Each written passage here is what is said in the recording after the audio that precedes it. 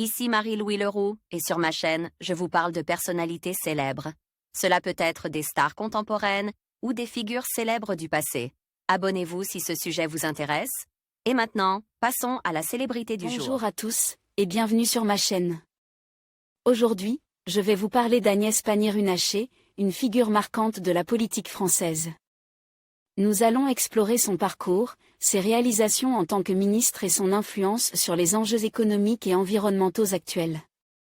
Je vous invite à découvrir comment elle navigue dans le paysage politique et quelles sont ses visions pour l'avenir de la France. Restez avec moi pour en savoir plus sur cette personnalité fascinante. Fille d'un ingénieur, Agnès Pannier-Runacher est née le 19 juin 1974 à Paris. Elle effectue une scolarité brillante, et sort diplômée de l'ENA en 2000, promotion Aveyron. Elle entame sa carrière dans le secteur public comme inspectrice des finances au ministère des Finances.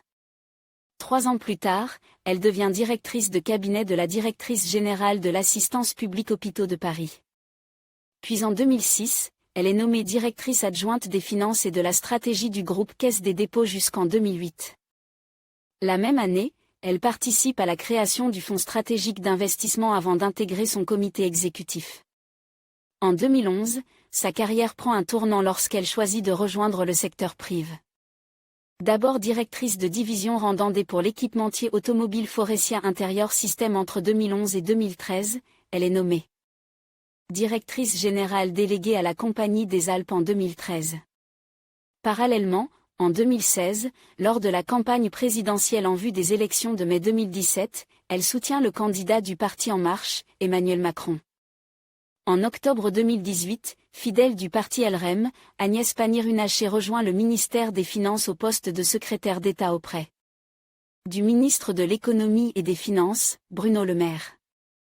Le 6 juillet 2020, elle est nommée ministre déléguée chargée l'industrie dans le gouvernement de Jean Castex. En juin 2021, elle est candidate aux élections régionales dans les Hauts-de-France sur la liste de Laurent Pietraszewski. Le 20 mai 2022, elle est nommée ministre de la Transition énergétique dans le gouvernement d'Elisabeth Borne. Le 8 février 2024, elle passe ministre déléguée à l'agriculture dans le gouvernement de Gabriel Attal. Agnès Pannier-Runacher reprend le portefeuille de la transition écologique, de l'énergie, du climat et de la prévention des risques. Le 21 septembre 2024 dans le gouvernement de Michel Barnier. Côte vie privée, elle épouse Marc Pannier, en septembre 2001 à Paris. Le couple a 3 enfants. Mais après de nombreuses années de vie commune, le couple se sépare. En 2021, elle partage la vie de Nicolas Bay, ancien député socialiste de la 12e circonscription du Pas-de-Calais et ancien chef de cabinet au ministère de l'Économie et des Finances.